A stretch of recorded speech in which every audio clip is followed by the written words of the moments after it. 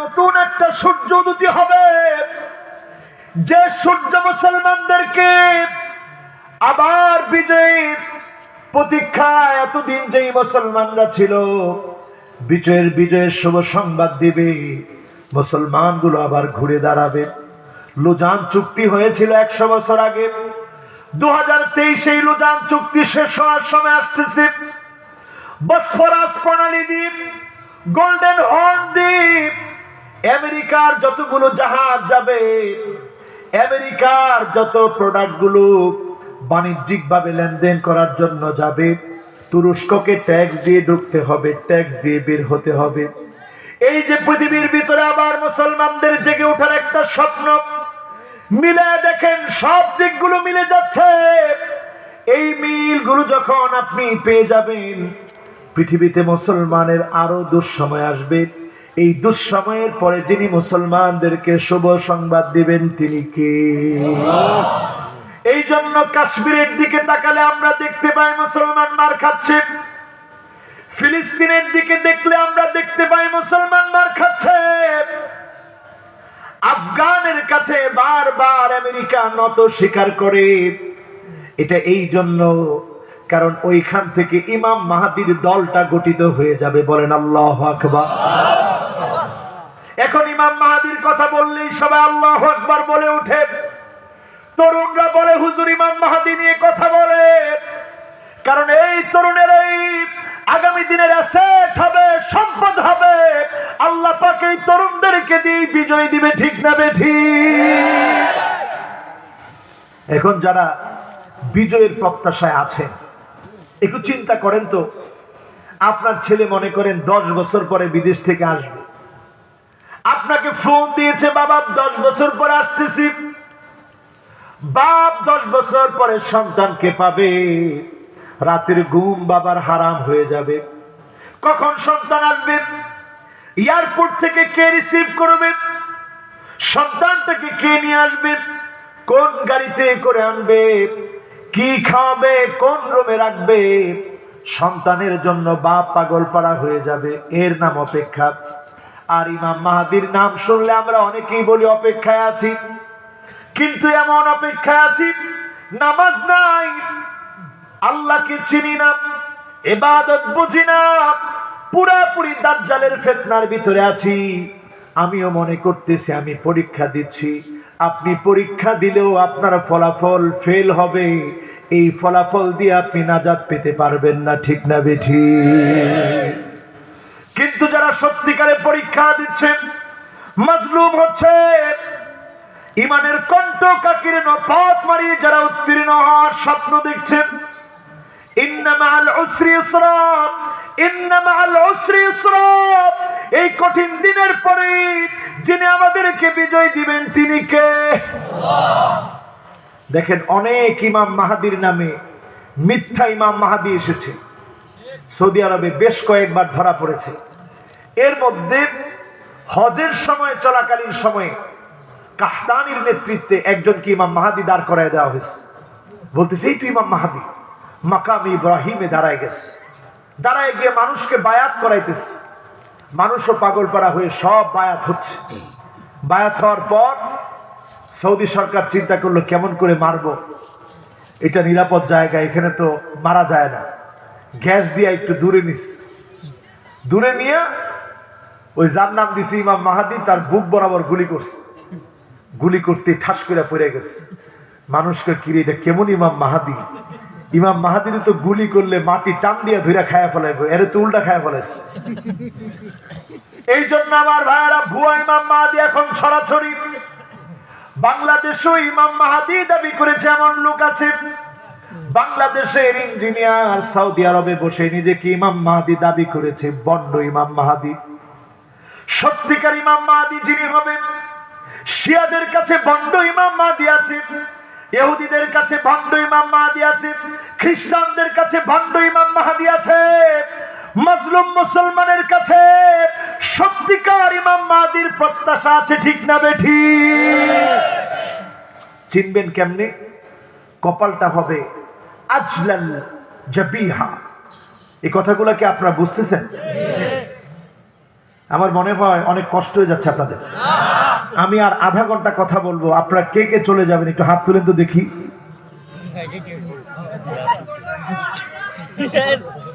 এটা কোনটা কই? কালকে আমার মাহফিল নড়াইরে 2 ঘন্টা ওয়াজ করলে আমি থাকবো? আচ্ছা ইনশাআল্লাহ আমরা আর আধা ঘন্টার ভিতরে কথা শেষ করব, বলেন ইনশাআল্লাহ। আপনারা আছেন ইনশাআল্লাহ? বলেন সিরিয়া মাইর খাবে কত বছর? এই যে আজকে ওয়াজ কিন্তু মুখস্থ হয়ে গেছে, বাড়িতে গিয়ে শুনায়েন, অবস্থা কিন্তু ভালো না। কয় বছর বাকি আছে? এরপরে আমার ভাইরা হিসাব মিলিয়ে নেন। ইমাম মাহদী আলাইহিস সালাম ওনার কপালটা হবে আজলাল জাবিহা, বড় কপালওয়ালা হবেন, নাকটা থাকবে খারাপ। এমন একটা সময়ে তিনি পৃথিবীর মধ্যে আসবেন যখন মুসলমানরা মার খেতে খেতে শেষ, মুসলমানের পিঠ দেওয়ালের সঙ্গে লেগে যাবে, ক্ষুধা যন্ত্রণা জান শহীদ মুসলমানদের সংখ্যা যখন বেরিয়ে চলবে, রক্তের বন্যা যখন চারদিকে প্রবাহিত হবে, তখন আল্লাহ মুসলমানদেরকে বিজয়ের জন্য ইমাম মাহদীকে যিনি পাঠিয়ে দিবেন তিনি কি? আজকের সময় একটু হিসাব মিলায় দেখেন, সোমালিয়ার মুসলমান পরীক্ষা আছে ক্ষুধাদিন, ইয়ামানের মুসলমান ক্ষুধার যন্ত্রণায় ভুগতেছে, সিরিয়ার মুসলমান ক্ষুধার যন্ত্রণায় ভুগতেছে, জায়গায় জায়গায় মুসলমানের ঘরে খাবার নাই। এই সময়টা বলে দিচ্ছে কিয়ামতের সময় কাছে না দূরে। এই যে এখন করোনা গেল, এরপরে পৃথিবীর ভিতরে আসবে সিরিজ ভূমিকম্প, একের পর এক দেশে দেশে ভূমিকম্প হবে। অলরেডি তুরস্কে ভূমিকম্প হয়েছে, আরব দেশগুলাতে জীবনে কোনোদিন ভূমিকম্প তেমন হয় নাই, এখন নতুন করে আরব দেশে ভূমিকম্প হচ্ছে। এই যে ভূমিকম্প শুরু হয়েছে, এই ভূমিকম্প বোঝায় দিচ্ছে সামনের দিনগুলো ভয়াবহ। ভারত মহাসাগরের টেকটনিক প্লেট ফেটে গেছে, এই টেকটনিক প্লেট ফেটে যাওয়ার কারণে ইন্না তাহতাল বাহরি নার ওয়া তাহতান নারি বাহর, এই সমুদ্রের পানির নিচে আবার আগুন, আগুনের নিচে সমুদ্র। টেকটনিক প্লেট ফেটে যাওয়ার কারণে অগ্নিস্ফুলিঙ্গ গুলা যদি বের হয়ে যায়, পৃথিবী ভারসাম্য হারিয়ে ফেলবে, চারদিকে দাবানল ছড়িয়ে পড়বে, ভূমিকম্প লেগে যাবে, ঘূর্ণিঝড় আসবে, জলোচ্ছ্বাস আসবে, আযাবের পর আযাব আসবে, ঠিক না বেঠিক? মুসলমান কি মনে করছে? করোনা দেখি মানুষ বলে রব্বানা কশিফ আন্নাল আযাব, এই আযাব আল্লাহ উঠায় নেয়। করোনা দেখি মানুষ শতভাগ। জুমার নামাজের সময় আমার নিজের মসজিদে আমি দেখেছি মুসল্লিরা কাঁদতেছে আর বলতেছিল, আল্লাহ এই তো মনে হয় কিয়ামত চলে এসেছে। 10 জন মুসল্লি নিয়ে যখন জুমার নামাজ আদায় করেছি, 10 জন মুসল্লি নিয়ে যখন জুমার নামাজ আদায় করেছি, মুসল্লিরা বাহির থেকে বলেছে, হুজুর এই তো মনে হয় কিয়ামত চলে এসেছে। সামান্য করোনার কারণে যদি পৃথিবী এইভাবে তটস্থ হয়, সারা দুনিয়া একভাবে করোনা যেভাবে গ্রাস করেছে, কিয়ামতের আগে প্রত্যেকটা আযাব এইভাবে গোটা দুনিয়াকে গ্রাস করবে, গোটা দুনিয়াকে একত্রিত করে ফেলবে। এই কথাগুলা যখন আমরা আগে বলতাম, অনেকে বলতো কেমন করে গোটা দুনিয়াকে গ্রাস করবে, আমেরিকা এত শক্তিশালী। এখন দেখা যায় আমেরিকা সবচাইতে বেশি ভীতু, ঠিক না বেঠিক? সারা দুনিয়াকে ধরে ফেলেছে করোনা, এরপরে ভূমিকম্পে ধরবে সারা দুনিয়াকে। এরপরে আমার ভাইয়েরা পৃথিবীর ভিতরে এমন হবে 40 দিনের জন্য পৃথিবীটা অন্ধকার হয়ে যাবে। যদি 40 দিন অন্ধকার হয়ে যায়, একটা বার চিন্তা করেন শিশু বাচ্চাটার কি হবে? মা মা বলে সন্তান চিৎকার করবে, সন্তানটার খানা বন্ধ হয়ে যাবে। 40 দিন যদি পৃথিবী অন্ধকার হয়ে যায়, আপনি কেমন করে বাঁচবেন, কি খাবেন, কিভাবে বাঁচবেন, এমন পরীক্ষা আমাদের জন্য অপেক্ষমান। মানুষগুলা চিৎকার করে বলবে, রব্বানা কশিফ আন্নাল আযাব,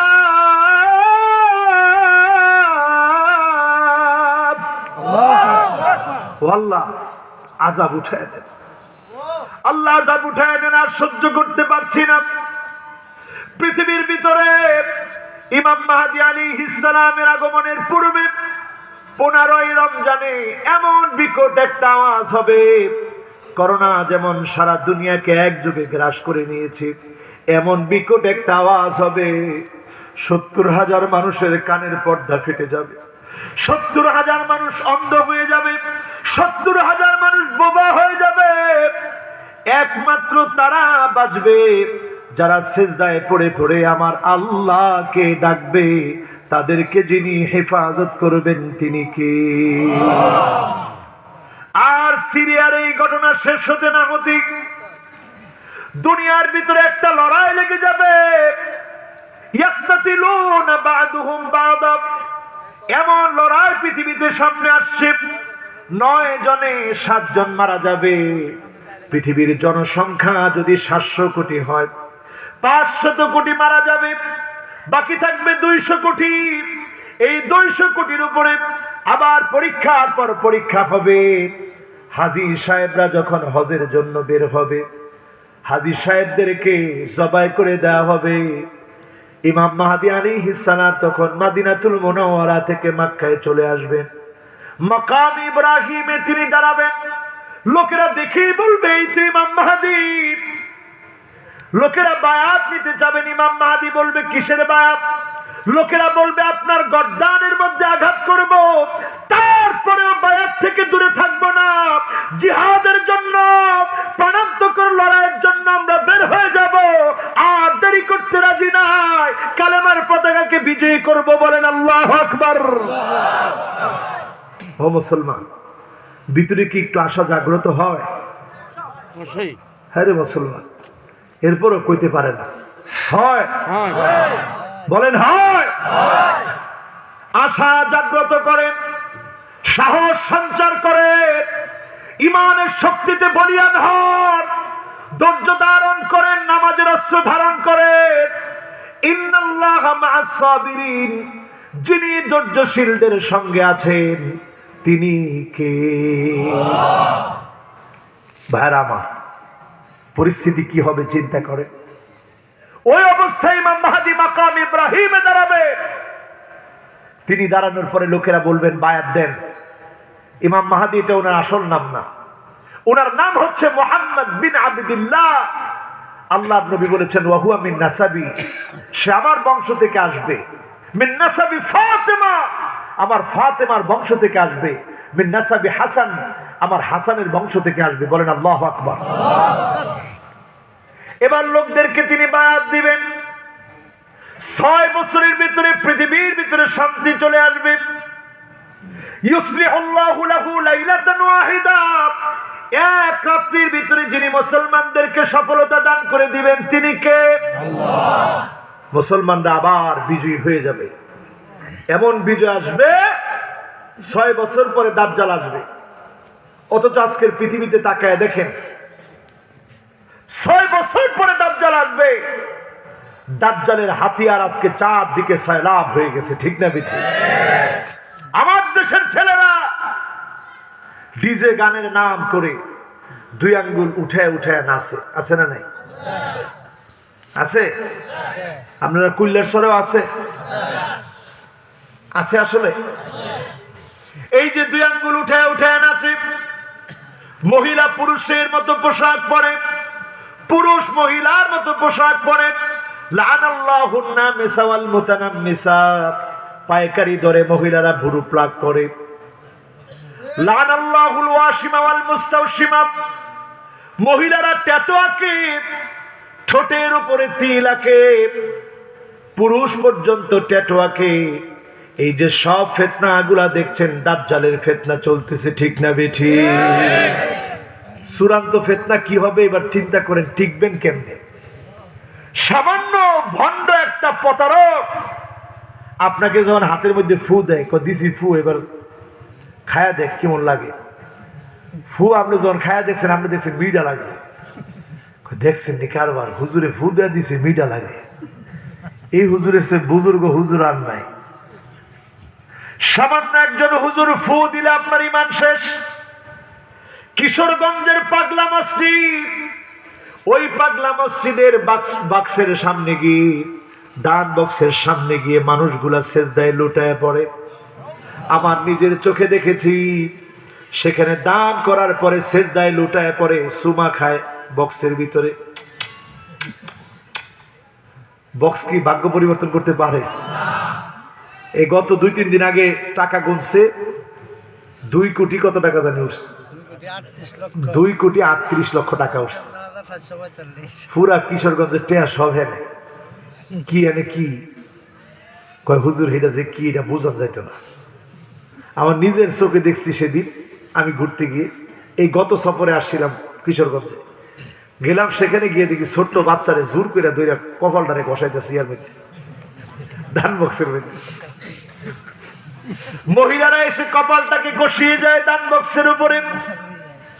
এটা সামান্য কিচ্ছু না। আর দাজ্জাল যখন চলে আসবে, আপনি দেখবেন আপনার ঘরের মধ্যে কোনো খাবার নাই, সব দাজ্জালের পিছনে দৌড় দিছে। আপনি দেখবেন ঘরের খানা নাই, সমুদ্রের ভিতরে মাছ নাই, পুকুরের ভিতরে মাছ নাই, নদীর ভিতরে মাছ নাই, সব দাজ্জালের পিছনে দৌড়াবে। এমন ব্ল্যাক ম্যাজিক যখন শুরু হবে, কবর থেকে মানুষকে জিন্দা করা হবে, বলবে এবার বল আমি কে। আপনি দেখবেন আপনার চোখে মনে হবে আপনার মা আপনার বাবা দাঁড়িয়ে গেছে কবর থেকে। মা বাবা দাঁড়ায় বলবে এটাই আমাদের রব, এটাই আমাদের সব। এমন কথা যখন বলবে, মানুষগুলা বিভ্রান্ত হয়ে যাবে। এখনকার সময়ে দেখবেন কিছু মানুষ হুজুরদেরকে গালিগালাজ করে, এখন এমন লোক আছে না না? তারা তখন বলবে দেখছো, এতদিন বলছিলাম হুজুরগুলা আমাদেরকে ধোঁকা দেয়, আসলেও তো ধোঁকা দিছে। এই যে দেখ দাজ্জালে জান্নাত দেখা যাচ্ছে, হুজুররা এতদিন বলছে জান্নাত নাকি অনেক কঠিন, চোখের সামনে দেখা যাচ্ছে। দাজ্জালের জান্নাতের ভিতরে দৌড় মারবে, দাজ্জালের জান্নাতের ভিতরে যারা যাবে ওইটা জান্নাত না হয়ে তৎক্ষণাৎ জাহান্নাম হয়ে যাবে। ঠিক না বেঠিক? এবার চিন্তা করেন কত বড় পরীক্ষার সময় সামনে আসছে। দাজ্জালকে হত্যা করার জন্য ইমাম মাহদী তার পিছনে পিছনে ধাওয়া করবে। তিনি সাদা গম্বুজওয়ালা মসজিদের মধ্যে গিয়ে নামাজের জন্য দাঁড়াবে। ঈসা আলাইহিস সালামকে আল্লাহ রাব্বুল আলামিন 2 ফেরেশতার ডানার মধ্যে ভর দিয়ে তিনি যখন নামবেন ফজরের নামাজের সময়, ইমাম মাহদী আলাইহিস সালাম ইমামতি করবে। ইমামতির পরে যখন তাকায় দেখবে দাজ্জাল তার বাহিনী নিয়ে হাজির হয়ে গেছে, সেই মুহূর্তে দাজ্জালের ফিতনা থেকে বাঁচানোর জন্য ঈসা আলাইহিস সালাম তিনি শুধুমাত্র দাজ্জালের সৈন্য বাহিনীর দিকে তাকাবে। লবণ যেমন পানির ভিতরে ছেড়ে দিলে মুহূর্তের ভিতরে গলে যায়, দাজ্জালের এক একটা সৈনিক লবণের মতো গলে যাবে। মাশাআল্লাহ। আমি আপনাদের আগ্রহ লক্ষ্য করছি। এই আগ্রহটা যদি থাকে অন্তত দাজ্জালের পিছনে যাবেন না, কোন ইনশাআল্লাহ।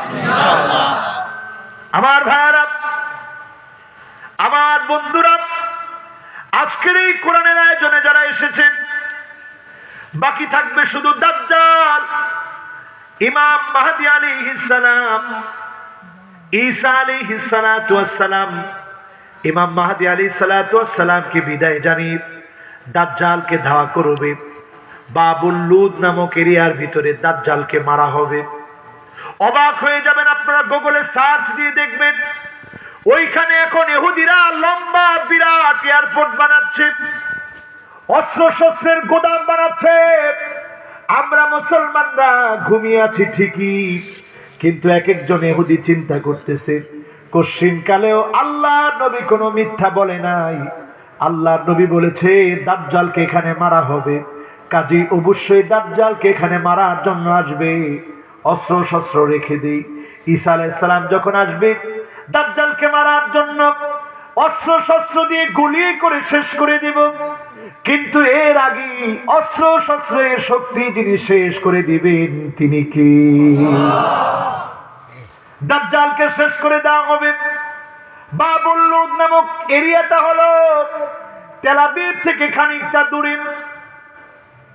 এই জায়গাগুলো দেখবেন স্পিড বেড়ে যাবে, এই জায়গাগুলো সার্চ করে দেখবেন। আচ্ছা, যুবক বেশি না বুড়া বেশি? এই যে ওয়াজ করতেছি, বুড়া মানুষ চিন্তা করতেছি কি কইতেছে হুজুরে। আমি অন্য চিন্তা করছি নাতি নাতনি সব বিয়া বাহিনী, হুজুরিতে কি কয়? আপনারা আছেন? আচ্ছা, একটা ভোট নেই, যুবক বেশি না মুরব্বী বেশি? যারা যুবক 15 থেকে 30 বছর, তোমরা চিৎকার মেরে বলো আল্লাহু আকবার। এবার যাদের বয়স 30-এর উপরে, আপনারা বলেন তো আল্লাহু আকবার। আপনারা কি করবেন আল্লাহ জানে।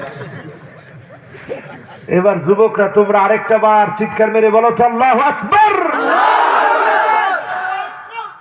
মাশাআল্লাহ, একজনের পরে দাঁড়িয়েছে, হুজুর আমার বয়স 30-এর শেষ, তো তাহলে কি একটু পরেই কইলাম, বেশি ঠান্ডা দিয়ে লেগেছে আর কি। এবার 30-এর উপরে যাদের বয়স, আপনারা বলেন আল্লাহু আকবার। হায় হায় হায়, মুরব্বীরা কই? মুরব্বীরা কই আমাদের ফুলাবান বালা না রে, বাপ জুটটা অনেক ফুলাবান। চিন্তা করেন সব ইয়ংরা দিয়ে মাহফিল ভরা, মুরব্বীরা কই? শীতে আইছে না, আসলে সামনের বিজয় তরুণরা আনবে ইনশাল্লাহ। কোন? আরো জোরে ইনশাল্লাহ কোন? আমার ভাইরা, আমার বন্ধুরা, দাজ্জাল চলে যাওয়ার পরে ঈসা আলাইহিস সালাম যত ক্রুশ আছে গির্জা গুলাকে টুকরা টুকরা করে দেওয়া হবে, ক্রুশ গুলা ভেঙে ফেলা হবে, খিনজির গুলাকে হত্যা করা হবে। ইল্লা আদখালাহুল্লাহু কালিমাতাল ইসলাম, এমন একটা সময় আবার আসবে রন্ধ্রে রন্ধ্রে কালেমার পতাকা উড়বে। কোন একটা কাফের, কোন একটা জালেম কালেমার বিজয় কাটকে দিতে পারবে না, ঠিক না বেঠিক? সময় আসতেছে, ওই সময় আমাদেরকে হাতছানি দিয়ে ডাকছে। এখন ওই সময়ের জন্য যারা প্রস্তুতি নিতে চান, ঘুমায় থাকবেন এখন। এরপরে ওই সময়টা সুখে ভরে যাবে, যাকাত নেওয়ার মতো লোক খুঁজে পাওয়া যাবে না। এত পরিমাণ রিজিক আল্লাহ দিবেন, দুধ দিয়ে সমাজ ভরে যাবে। গরুর বানের ভিতরে এত পরিমাণ দুধ থাকবে, খেয়ে মানুষ শেষ করতে পারবে না। গাছে গাছে এত ফল, এত ফ্রুট থাকবে, ফল ফলাদি খেয়ে শেষ করতে পারবেন না। এত পরিমাণ সবজি হবে, খেয়ে শেষ করা যাবে না। বলেন আল্লাহু আকবার। এরপরে এমন একটা সময় আসবে বিজয় আর বিজয় মুসলমানের।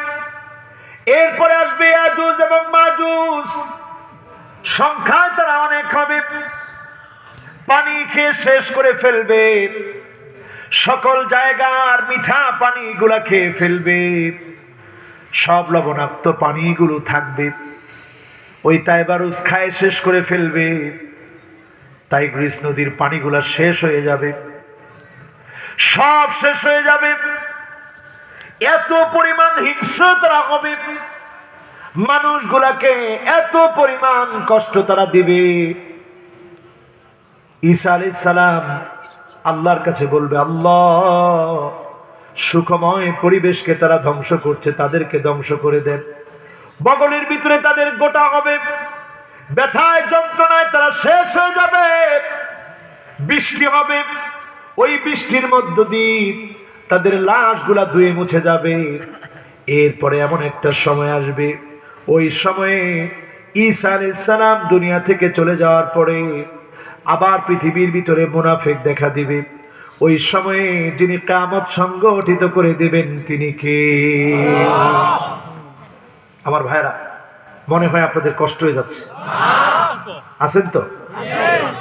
তাহলে পরীক্ষা কি দিয়ে হবে? পরীক্ষা হবে ওয়ালা নাবলুয়ান্নাকুম বিশাইইম মিনাল খাউফি ওয়াল জু'i ওয়া নাকসিম মিনাল আমওয়াল ওয়াল আনফুসি ওয়াস সামারাত